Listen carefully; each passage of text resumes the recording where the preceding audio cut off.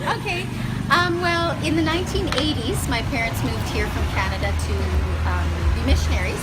And my mom was a nurse midwife, so she founded Gentle Hands as an option for the very, very poor to give birth. And so it was a birthing clinic for about 18 years. And then in 2000, my husband and I and our children moved here to do education. And we worked under bridges, and we started an educational foundation for the out-of-school youth, lalo from the very, very poor. And then that turned into children being brought to us that were being left to die, children that were being brought to us that were beat. And when we realized that there's DSWD, they said to us, well, you have no choice, you have to return the children.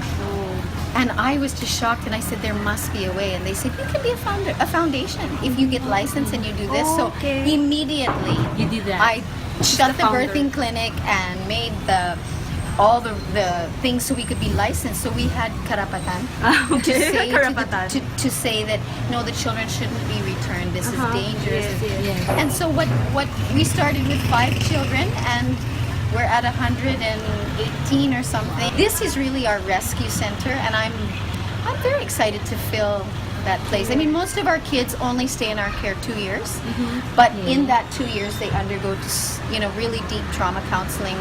We don't take children that are temporary care, so we only take them if they've been wounded, if they've been left on the street. Last week we had 5 intakes, and they were all just children left on the street. So a 3-year-old left in the market, a 5-year-old left on a Jeep. We had a 7-year-old that had got on the wrong Jeep after a fight in the house. So he had a family, he had a fight in the house. Sounds like informal settlers naman. And he got lost. So a government institution had him in care for a year and 2 months and did nothing. So he's been just rotting away. So when they're foundlings, there's no rights. They don't have birth certificates. They don't have, if they're not adopted, there's no, what are they going to do? No future. There's nothing. So I'm very passionate about the rights of the foundling, because if we don't take them, it doesn't matter how sick or how broken they are, if we don't fix them and get them adopted, they have no life. There's no future. I mean, we're good, and we have a very good family environment, and I think the way that the kids here develop, like, it's amazing if you compare to another orphanage. If you're not open to that, then you're doing a disservice to the children that are older. So make your age group that you can't take older kids. So our program has developed from, severely ill. We have medical cases. We have children that are palliative care. We had 2 babies die 2 weeks ago. 2, but they were so sick. They were failed abortions. So the mother tried to abort the entire pregnancy, and then when the hospital called us, the baby's already 6 months old, seizure. And I said to the doctor, I said, this baby's not going to live.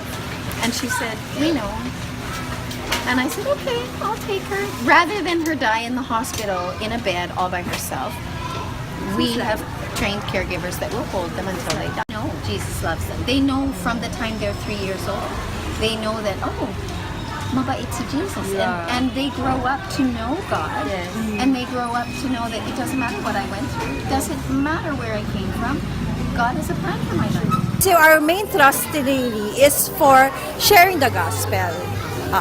But as well, we also want to help. But basically, it's more of, we really want to impart Jesus into the community. My D12, my upper, their issue is having kids. And then you see kids like them, na orphans. So I think there should be more awareness amongst Filipinos that adoption is a very real possibility. For you to be able to have a child, that needs to be ikaw talaga. Okay, biological parent. You can actually adopt.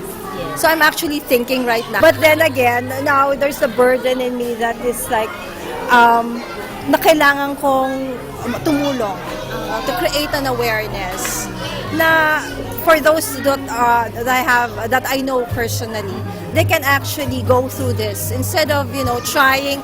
They spend thousands and thousands of money, millions pa, trying to conceive. They go pa abroad, And yet, these are beautiful children.